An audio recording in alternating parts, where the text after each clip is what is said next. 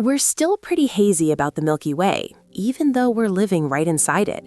Now, don't jump to conclusions and think I'm about to dive into super niche topics like how stars are born or the evolution of galaxies. That's not it at all. The truth is, even some of the most fundamental things about our galaxy remain a complete mystery to scientists. For instance, how many stars are actually here? What does its overall structure really look like? To be more specific, does it have 2 spiral arms or 4? It sounds like a simple question, right? But we just don't have a definitive answer. Estimates for the star count range wildly, from 100 billion all the way up to 400 billion, depending on the method researchers use. And when it comes to the number of spiral arms, scientists have been going back and forth between the 2 and 4-arm theories for the past 2 decades. Right now, the 4-arm scenario seems to be the frontrunner. This actually makes sense when you think about it. It's naturally harder to observe something when you're stuck inside it. It's always easier to look out your window and see the house across the street than it is to see the house you're standing in. But here's where it gets really interesting. How many galaxies are hiding within the Milky Way? Thanks to data from ESA's Gaia space telescope, which just wrapped up its 10-year mission, the answer isn't simply 1. Over its lifetime, Gaia clocked an incredible 3 trillion observations, building a detailed map of stars in our galaxy. And now, as it takes its final look back at the Milky Way, that massive data set is being analyzed. They found 30,000 stars moving in a way that's, well, a bit odd. They're traveling in the opposite direction of the general flow, and from the looks of it, they don't seem to originate from this neighborhood. I'm Alex McColligan, and you're watching Astrum. Today, let's dig into Gaia's data together to find the answer to the question, exactly how many galaxies has the Milky Way swallowed up? As I hinted at earlier, observing our own galaxy is surprisingly difficult. In a previous video, I mentioned that all the stars, star clouds, and cosmic dust can really block our view. This gets especially bad towards the central region of the galactic plane, where matter is most densely packed, creating what astronomers call the zone of avoidance. Visible light just can't easily penetrate this area, forcing scientists to rely on other tools, like X-rays, to peer at what's hidden behind it. Sticking with our house analogy, imagine we're in our bedroom trying to figure out the layout of the rest of the house, but the walls right in front of us prevent us from seeing any other walls or rooms. Complicating matters further is the huge challenge of determining a star's distance from Earth. To build an accurate 3D map of the Milky Way, you need to know if the stars you're looking at are faint, small, and relatively close by, or if they're massive, bright, and incredibly far away, just appearing faint and small because of the vast distance. Not every star is helpful either. While some types, like Cepheid variable stars, have a stable brightness that lets you calculate their distance if you know a few key details, most aren't that cooperative. So how do you figure out the distance to those less cooperative stars? The answer lies in parallax, and that's the core method Gaia has used for the last 10 years to map our galaxy. Parallax is the principle that an object's apparent position shifts depending on your viewing angle. You can test this yourself right now. Hold a finger up in front of your face, close one eye, then the other, and quickly alternate between them. See how your finger seems to jump back and forth against the background? The closer the object, the more pronounced this parallax effect is. From there, it's just a matter of simple trigonometry to calculate the distance to the object. While this effect is super obvious with your finger, if you tried it on a tree across a field, you'd see a much weaker shift because it's farther away. The further away an object is, the harder it is to use parallax accurately, and the results become less precise. So how can we possibly use this method for stars? The trick is to make the distance between your observation points much, much larger. Just like the distance between your eyes affects the parallax effect, Gaia didn't just observe stars once, it observed them multiple times over an entire decade. Over that time, the shape of the night sky changes, as you can see in time-lapse footage like this, sped up 10,000 times. Instead of using the 6-centimeter distance between your eyes as our baseline, every 6 months we can use the entire solar system as our baseline.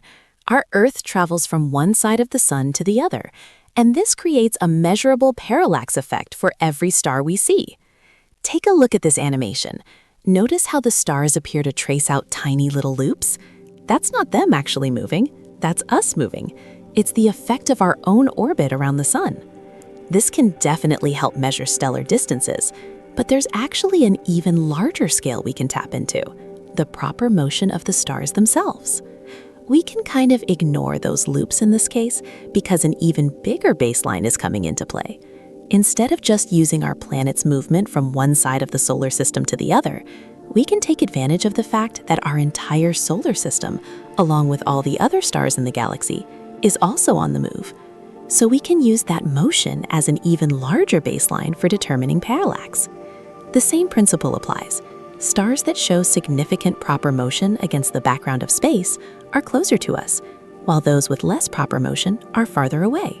Using this method, Gaia has built an incredibly precise 3D map of 2 billion stars within the Milky Way and beyond, based on 3 trillion observations.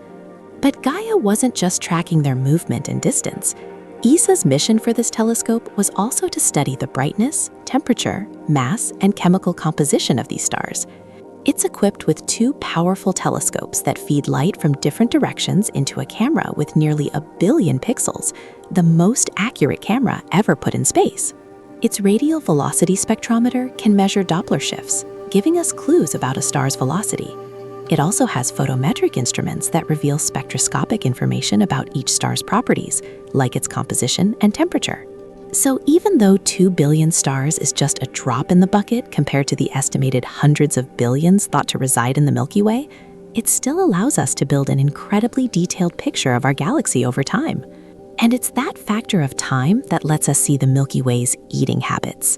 Since its launch in 2013, Gaia has been continuously gathering data, and ESA scientists have been processing and releasing it in large chunks for the scientific community to study. The greater the time span, the more comprehensive and accurate the data becomes. More time means more parallax. There have been 3 major data releases so far, one in 2016, another in 2018, and then a simplified early release in 2020, followed by the full version in 2022. This has given scientists the chance to really digest what Gaia has observed. This slow accumulation of data lets us build an exquisitely detailed picture of what the Milky Way actually looks like. And by witnessing the movement and positions of stars in our galaxy over time, it becomes possible to model the entire galaxy and even run the clock backwards. Take a look at this. We can't take a direct photograph of our galaxy. No spacecraft with a camera has ever flown that far out. But this is a simulation built from Gaia's data, showing its shape with unprecedented accuracy. Notice those ragged, uneven edges? These features tell scientists that the Milky Way collided with another galaxy in the distant past. Using the second data release, researchers from the Netherlands examined 7 million stars and found that 30,000 of them were moving strangely. While most stars, including our Sun, orbit the galaxy in one direction, this weird group is moving the opposite way. Their colors and brightness were also oddly different, hinting that something was special about this group. The researchers ran models and found that the scenario which best matched their observations was the result of another galaxy slamming into our Milky Way. This collision likely happened somewhere between 8 and 11 billion years ago, involving a small dwarf galaxy that the researchers named Gaia Enceladus, sometimes also called the Gaia sausage. You can see its stars, marked in red here, actually maintained a fairly distinct shape for a while before eventually spreading out across the galaxy. This merger might have been a key part of how the Milky Way acquired some of its unique features, like its central bar, something only about 2/3 of spiral galaxies have. However, the Milky Way didn't just have that one sausage late-night snack. Another dwarf galaxy, designated ARP-102b, has also been found to have merged with the Milky Way, and it might have even been a companion to Gaia Enceladus. And then, in another study, the remnants of multiple other dwarf galaxies were discovered, more than one in fact.